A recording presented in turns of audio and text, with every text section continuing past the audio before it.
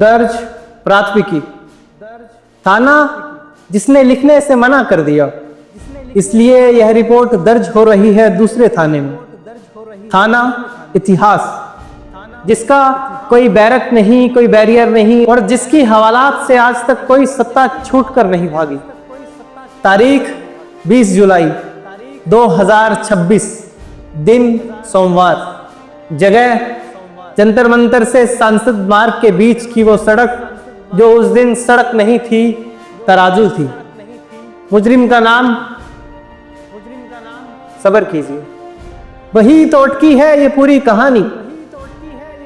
दर्ज करो कि एक आदमी, उम्र 59 बरस, पेट खाली 23 दिन से, अस्पताल के बिस्तर से चिट्ठी लिखता है, हाथ से, कांपते हुए नहीं, सदे हुए। लिखता है, मैं ठीक हूं, मुझे जाने दो, मुझे बच्चों के साथ चलना है।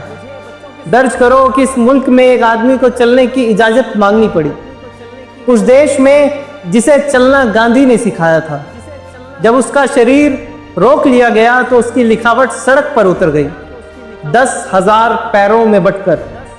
दर्ज करो 10,000 छात्र, माए, बाप, 18-19 साल के बच्चे जो गिरे उठे, फिर गिरे फिर उठे, आंसू गैस के धुएं में, जिन्होंने एक दूसरे का हाथ पकड़ा और खोए हुए चश्मे ढूंढकर एक दूसरे को पहनाए।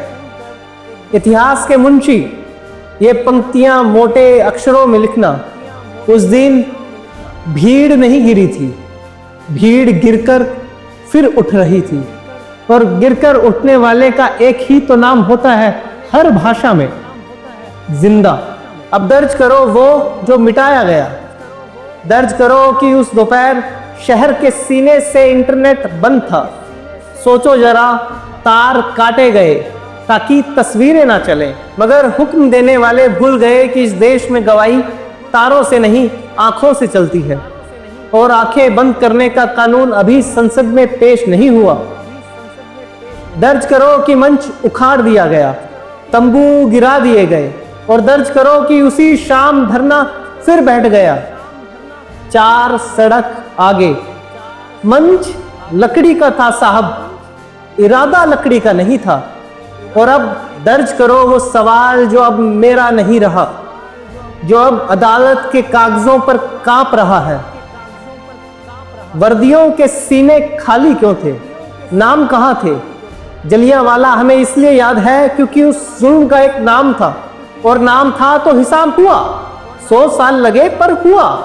नाम ही तो वो हुक है जिससे इतिहास मुजरिम को टांगता है।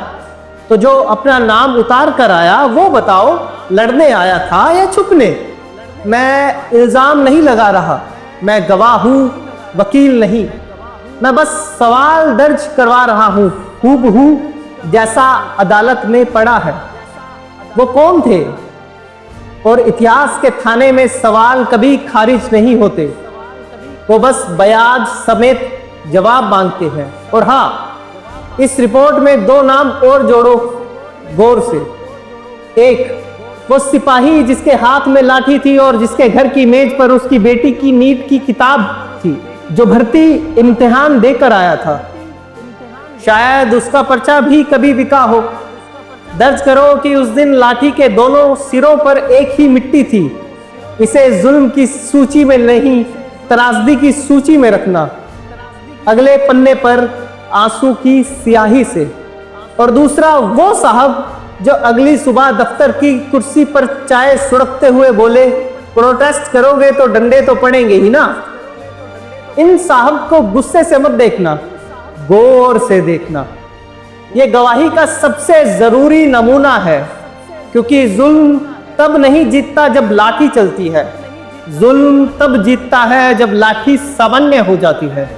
जब दमदा मौसम बन जाए, आज बारिश होगी, आज लाठी चार्ज होगा, उस दिन समझो थाने की जरूरत ही नहीं रही। कैद हर खोपड़ी के अंदर शिफ्ट हो गई है। दर्ज करो, असली मुकदमा सड़क पर नहीं, चाहे कि उस चुस्की में लड़ा जा रहा है। आखिर में इतिहास के मुंशी, ये आखिरी पंक्तियां ये उनके लिए नहीं है जो आज सत्ता में है, ये उसके लिए है जो 100 साल बाद ये रिपोर्ट खोलेगा। बच्चे सुन, तेरे जमाने में जब कोई कहे कि 2026 की उस गर्मी में कुछ नहीं हुआ था, तो ये पर्चा दिखा देना, कहना हुआ था। एक बूढ़ा भूखा था और पूरा मुल्क उसकी थाली बना था। कहना तार काटे गए थे पर खबर पैदल चली थी। कहना वर्दियों से नाम उतारे गए थे पर सड़क को हर चेहरा जुबानी याद था। और अगर वो पूछे कि जीता कौन, तो कहना फैसला मत ढूंढो, रिपोर्ट ढूंढो, क्योंकि सत्ता का सारा जोर मिटाने में था और मिटाने वाला उसी दिन हार जाता है जिस दिन एक भी लिखने वाला बच निकलता है। रपट दर्ज हुई, मुजरिम का नाम छूटा हुआ है, जगह खाली है, नाम आएगा। इतिहास के थाने में देर होती है साहब, पर अंधेर नहीं।